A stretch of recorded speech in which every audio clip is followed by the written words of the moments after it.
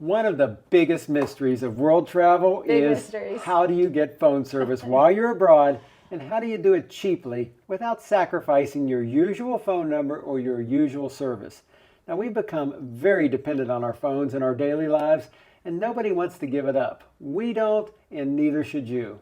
Today we're going to tell you which phone plan we use, explain eSIMs when you travel and why you need to know about them, and walk you through how to get the data you need no matter the country you visit. We want to make this very easy to follow so that you can be prepared and leave the mysteries of cell coverage behind as you travel. So let's go. We're John and Bev, and we are the Retirement Travelers. When we started traveling abroad, we would have loved learning from someone who was traveling full-time. So we decided to take the years of experience that we've gained and turn it into a travel school series of free videos so you could learn from us. Now also check out our website where we have all the videos, and be sure to sign up for our newsletter at retirementtravelers.com. Today is lesson number 10. If you're wondering where we are as we travel, you can always see our location on Instagram. We keep it updated as we go. Before we start with our explanation of what service we have, we should say that we use iPhone 15s. Now these phones are worth the upgrade, and we are really glad we invested in them. The big change for the 14 and 15 is that they do not have physical SIM card slots.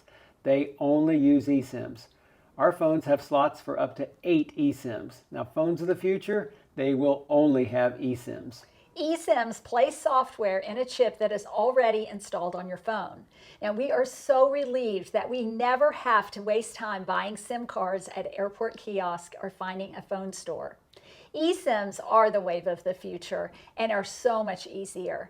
Once you learn how to do it, you'll love them too. So let's talk about our phone plan. We use Google Fi. When we did a previous video on our phone plan, we assumed that most people had heard of this plan, but it turns out that while our kids know all about it, our friends did not. Google came out with their own phone plan in 2016 for U.S. customers. This plan was designed to incorporate eSIMs. Because they can offer this plan without a physical product, they were able to sell the plan online without opening storefronts. If you want to get the service, you simply go to fi.google.com and sign up. They have clear directions to load it, and it isn't that hard. For us, we've used Google Fi for the last 3 years. When we set up our account, we were able to transfer our phone number. Now we have the Unlimited Plus plan, and for 2 phones, that fee is $110 a month. This plan has lots of perks. You know, when we are in the US, Canada, or Mexico, the data is unlimited, the calls are unlimited, as are the texts. We're able to make free calls to 50 countries, and it even offers a hotspot to our devices. They also give you 1 year of YouTube Premium, so you don't have to watch YouTube ads as you watch our channel. You mean when you binge watch our channel? We have gotten great service, and we can't tell the difference in Google Fi and Verizon, which we had previously. You know, the main difference is that international service is included with Google Fi. You do not have to sign up for it when you leave the country. It's just there all the time and included each month. This is a big perk for us, and certainly much cheaper than the plan Verizon offered us. If you travel for a couple of weeks a year, having Google Fi is a big savings. Verizon offered a plan that costs $10 a day for international service, and it can add up fast. So if you have plans to travel abroad for a couple of weeks a year, it makes sense to have Google Fi as your phone plan all the time. Now, when you're abroad, like all plans, they charge by the minute on calls, so keep that in mind. You'll want to use Wi-Fi calling when you can to save money. The main perk is that we get unlimited text messages and unlimited data when we're abroad. Now this is really major, especially when 2 people each have a phone and you both want service when you travel. Before, if we paid $10 a day, we only had 1 phone. Now, there is an unfortunate caveat, and we'll cover that in a moment. When you get Google Fi, you simply follow the instructions on the site and load it. It's very straightforward. Google has a customer service department with live helpers, and they're very nice and can walk you through it if you need help. Just call them. You will need a Google email to sign up, so just do a Google search and sign up for a free email. While you're at it, you can even subscribe to our channel since YouTube requires a Google email account to subscribe. So thanks. Once you get your Google Fi account set up, they give you complete instructions for loading their eSIM on your phone. Once you download it, you're in business. It's very easy to do. When we land in one of the 200 countries included in their plan, our phone and data service is seamless. Our phones connect with the local mobile service, and we can make calls on their network and use the data that's available immediately. We don't do anything. Google Fi just makes the network available to us. We have had great success with this plan, and we haven't encountered bad connections ever. There are two issues we encounter with Google Fi. First, it is a phone plan intended for someone who uses it mostly in the US.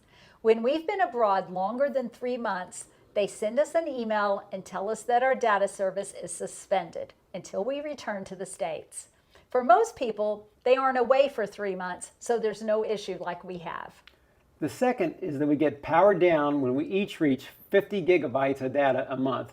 Now that's a lot, so we still have service, but it's just a little slower, but that's a lot of data to reach each month.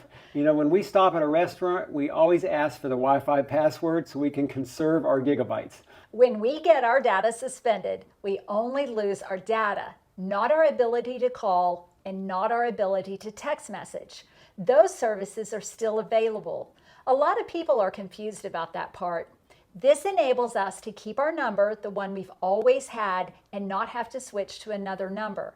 When we lose service, we only lose data, so we still have to find a supplemental service for the data.